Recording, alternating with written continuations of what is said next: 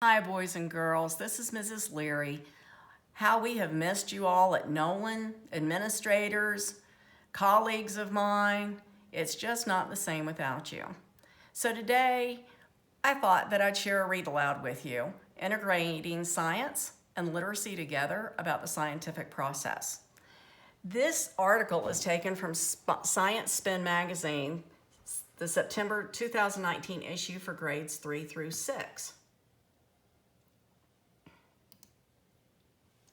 This is the link of how you access the article. It's from week 1, day 2 of the September 2019 Science Spin magazine article, Why Do Zebras Have Stripes?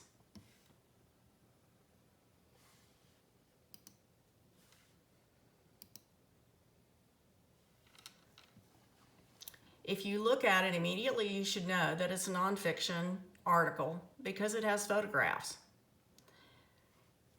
It will be talking about the scientific process, and one of the fictional features that they have is there are 3 horseflies over here going yummy over the horse, and there's one little horsefly over here going no thanks. Obviously we know horseflies can't talk, so the publisher was trying to put a little bit of humor with the article. Here's a caption: fly food. Scientists tested to see if zebras and horses attract the same number of flies. Here's a little insert of the picture of the biologist Tim Cairo, who had a hypothesis, which is an educated guess, as to what the adaptations were between zebras and horses and horseflies.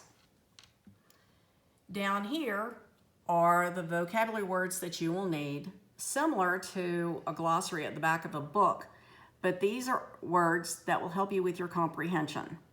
A biologist is a scientist who studies living things. Predators are animals that hunt and eat other animals. An adaptation is a feature that helps a living thing survive. Why Do Zebras Have Stripes is our title. Our subtitle is How Scientists Use the Scientific Process to Solve One of Nature's Mysteries. A zebra munches on grass in a field in Africa. Nearby, a horsefly is buzzing around looking for food too. The insect bites a nearby animal and drinks its blood. The fly is tiny, but it can be a big problem. It can pass on deadly diseases as it feeds. Luckily for the zebra, the hungry fly doesn't land on it. Why?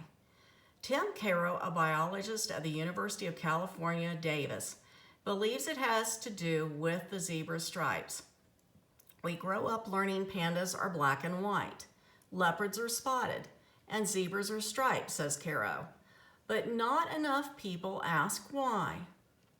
For at least 150 years, scientists have pondered why zebras have stripes. Some guess the patterns distract predators, allowing zebras to escape attacks. Others thought the stripes might keep zebras cool.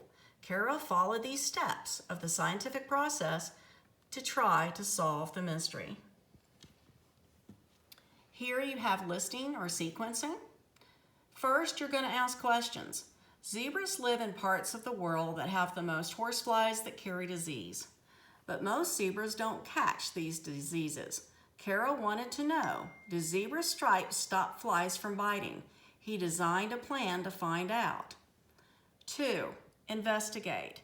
Cairo visited a farm in the United Kingdom where zebras, horses, and horseflies all lived. There he could compare how horseflies landed on horses and on zebras. He also dressed horses in different coats, one that was all black, one that was all white, and one that had a black and white zebra pattern. These outfits allowed Cairo to observe how the horseflies reacted to the different colors and patterns. His team used video cameras to record flies near the horses and zebras. The footage showed each fly's flight path. 3. Analyze. From a distance, the flies seem equally interested in landing on zebras and horses. But when Cairo and his team looked at the videos, zoomed in, and in slow motion, they saw 2 very different behaviors. When a horsefly was about to land on a horse, it slowed down and extended its legs right before landing. But when a fly neared a zebra, it didn't slow down at all. It flies past the zebra or bounces off of it, says Caro. His team also noticed that when a horse wore a zebra pattern, flies didn't land on the stripes. Instead, they landed on the uncovered head of the horse, which didn't have any stripes. 4. Explain. The scientists found that far fewer flies landed on zebras than on horses, and horses dressed up as zebras attracted fewer flies than horses wearing no coat or all white and all black coats. As Caro suspected, evidence showed that the stripes discourage flies from landing. Scientists don't know why the stripes help, but Caro's findings show that the stripes are an adaptation that helps keep the flies away. And this article is from Amy Barth. And up here is another caption, protective pattern. Scientists covered horses in coats with zebra patterns to see if the flies would stay away. Think like a scientist. Scientists follow steps to make discoveries. Often, the first thing they do to ask a question they want to solve. Next, they predict what the answer might be. Then they collect the data or evidence that could help answer the question. Finally, they use the evidence to support a particular answer to their question. What question did Tim Caro try to answer? How did he gather the evidence? What were Caro's conclusions about zebra stripes? 4.